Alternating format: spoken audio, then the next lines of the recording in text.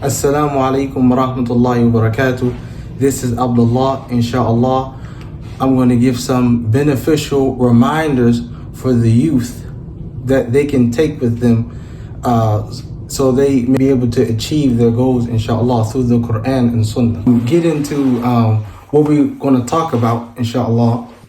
In life, many of us have goals that we want to achieve, and we know that attaining or trying to accomplish these goals is going to come through a lot of hardship and tests and, failures. Sometimes you have to do it again, retry. So, you take an exam and you fail, you got to redo it all over again. You're like, man, I'm done with this. I can't ever do it. But to achieve whatever you're trying to achieve in life, you must first and foremost have tawakkul of Allah. And this is what we're going to talk about, inshallah, today. Now to talk about the topic that we're going to talk about today, inshallah, is, so the first question I know all of us probably have is, what is tawakkul? So tawakkul from the Quran and the Sunnah is from this beautiful ayah that Allah says, وَمَن يَتَوَكَّلْ عَلَى اللَّهِ فَهُوَ حَسْبُهُ. And this ayah means, and whoever has tawakkul, meaning tawakkul means put all of his affairs in Allah's hand, then Allah is all that he needs. Right? Now from a beautiful hadith from Bukhari, narrated by Abu Hurairah, which the Prophet Muhammad sallallahu alaihi wasallam said, Allah says, I am just as my slave thinks I am.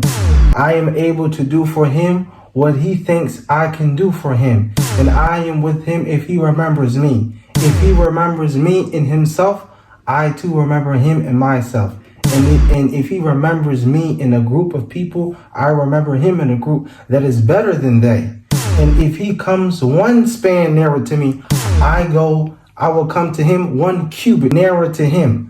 And if he comes 1 inch nearer to me, I go a distance of 2 outstretched arms nearer to him. And if he comes to me walking, I go to him running. This is a beautiful, beautiful hadith.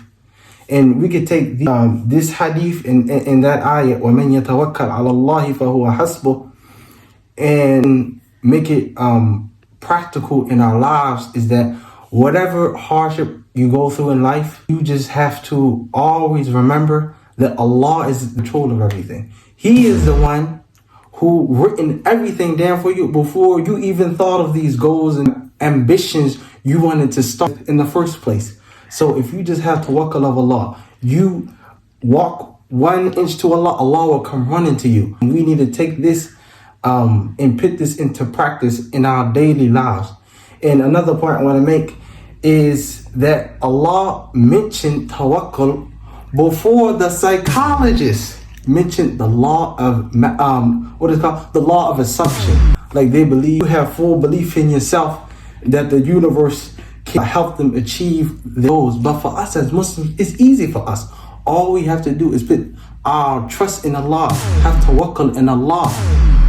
So to wrap this up and to give a practical example in a story, my little brother Mo is going to tell you a story that is an example of what tawakkul is. Aslaamu alaikum. I am here to tell a story about a Prophet Ibrahim. So when Prophet Ibrahim was a child, he was raised by his father. He used to go where his father went with the rest of the people to worship the idols. The Prophet never worshipped the idols, but his father made him go since he was a kid and he was the only one looking after him. So once Prophet Ibrahim asked his father, why do you worship these idols when they give you nothing? You give them money, riches, and food. And his father basically, in a sense, cussed him out, like, dare disrespect our idols. And the Prophet ran away from home, and then he met Allah. Allah was speaking to him and telling him that he would be a prophet. And then the Prophet went to deliver his message to the people. And when the people heard him, they called him a liar and a fabricator. So the Prophet went down to where the idols were, and he smashed them, every last one of them. And when the people came back, they were furious. So the people thought of a plan. They put the largest bricks of wood together like a campfire, and they lit it up, and they put the Prophet there to try and kill him. And then Allah sent down an angel, and basically it was a miracle that happened. Prophet Ibrahim walked through the fire unharmed. And then after that, they listened to the Prophet's message. MashaAllah, MashaAllah. Mo, you heard the story. That is tawakkul of Allah.